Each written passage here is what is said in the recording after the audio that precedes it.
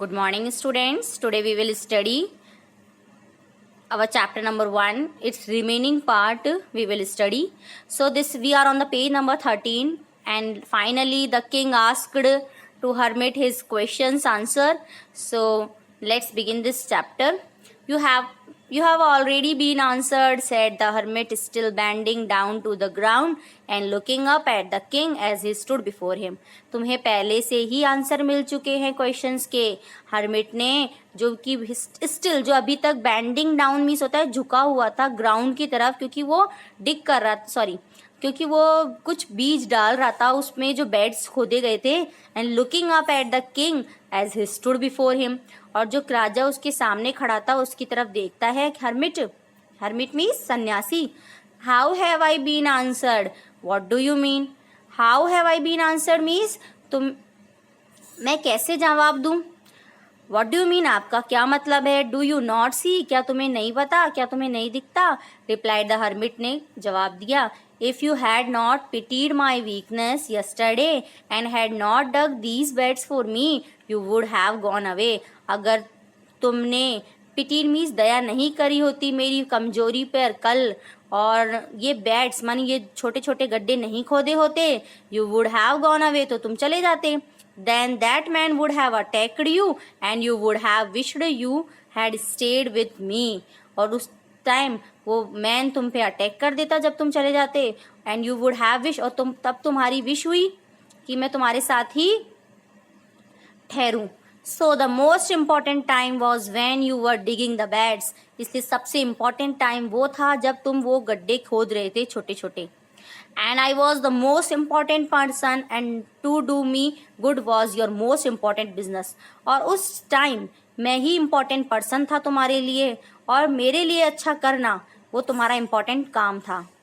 Afterwards when the man ran to us, बाद में when the man ran to us, the most important time was when you were caring for him, because if you had not dressed his wound he would have died without having made peace with you.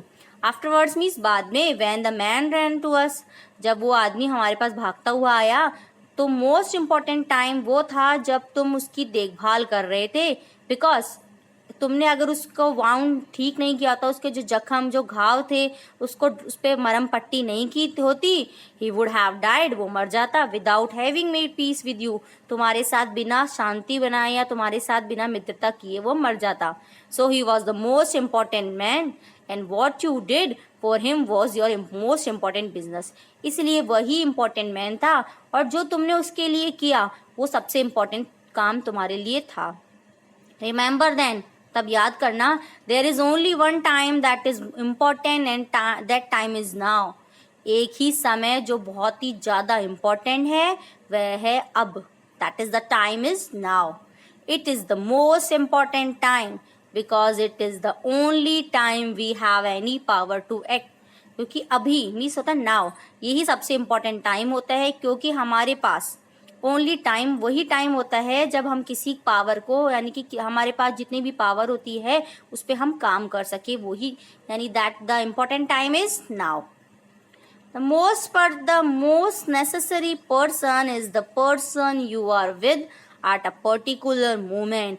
और सबसे important necessary means important person वो person है जिस person के साथ तुम particular moment इस समय हो, वही यानी तुम जिस व्यक्ति के साथ इस समय खड़े हो वही इम्पॉर्टेंट पर्सन है.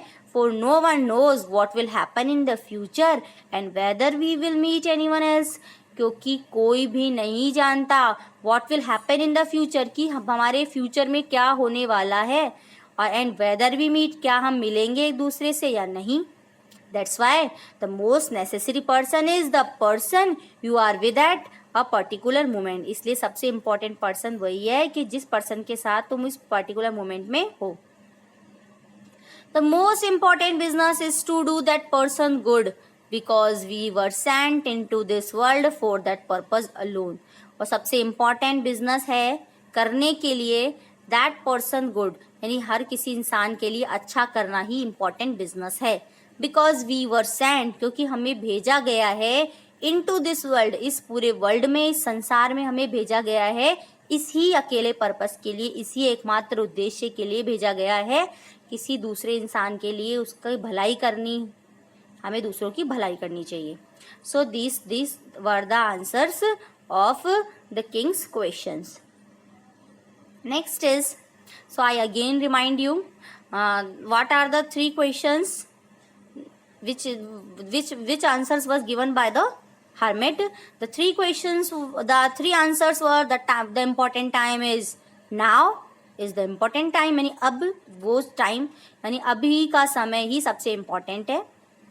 And next is the most important person is, कि हमें किसकी बात सुननी चाहिए थी. Question, the most important person is the person we are at a particular moment, जिस मोमेंट में हम, इस पर्टिकुलर मोमेंट में जिस व्यक्ति के साथ हम हैं, that is the important person.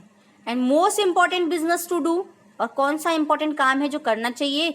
The most important business is to do that person good, because यानी किसी दूसरे का हमें अच्छा करना चाहिए, that is the important work to do, because we are sent into this world for that purpose alone. So this was the story of Leo Tolstoy, was the writer of this story. So this was really a very interesting story. Thank you. Have a nice day.